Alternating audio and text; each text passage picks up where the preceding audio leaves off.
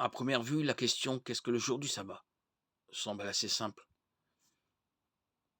Selon Exode 28:11, le sabbat est le septième jour de la semaine, où nous devons nous reposer en souvenir du fait que Dieu a créé l'univers en 6 jours, et s'est ensuite reposé, le septième jour.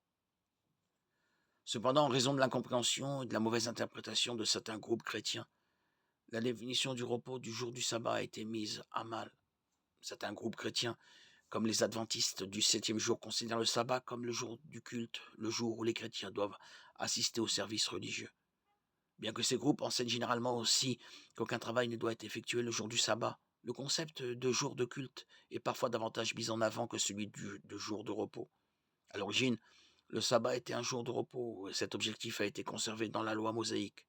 Exode 16, 23, 29, Deutéronome 5, 12, 15, Nérémie 13, 15, 22, Jérémie 17, 21, 27.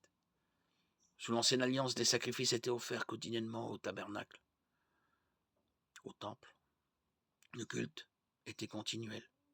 Et des ordres spéciaux étaient donnés à Israël concernant une sainte assemblée tenue le jour du sabbat. Lévitique 23, 3, Nombre 28, 9.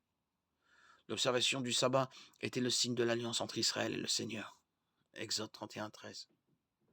Le Nouveau Testament rapporte que les Juifs et les convertis au judaïsme se réunissaient dans des synagogues le jour du sabbat. Marc 6, 2, Luc 4, 31, Acte 13, 14.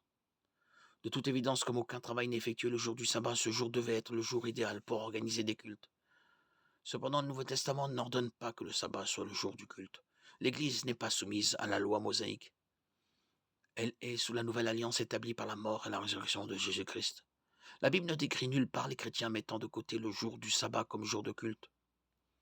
Les seules écritures qui décrivent les chrétiens se réunissant le jour du sabbat, dans un sens ou dans un autre, font référence aux efforts d'évangélisation déployés dans les synagogues juives qui se réunissaient le jour du sabbat.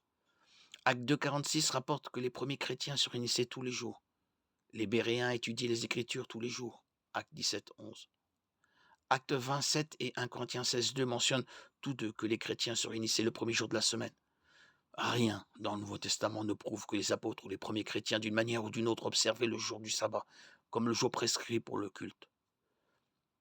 Traditionnellement, les chrétiens organisent leurs principaux cultes le dimanche, premier jour de la semaine, pour célébrer la résurrection du Christ, qui a eu lieu un dimanche. Matthieu 28, 1, Marc 16, 2, Luc 24, 1, Jean 20, 1. Il est important de comprendre cependant que le dimanche n'est pas non plus le jour prescrit pour le culte collectif. Il n'y a pas de commandement biblique explicite pour que le samedi ou le dimanche soit le jour du culte. Les Écritures, telles que Romains 14, 5, 6 et Colossiens 2, 16, donnent aux chrétiens la liberté d'observer un jour spécial ou d'observer chaque jour comme spécial. Le désir de Dieu est que nous l'adorions et le servions continuellement chaque jour et pas seulement le samedi ou le dimanche.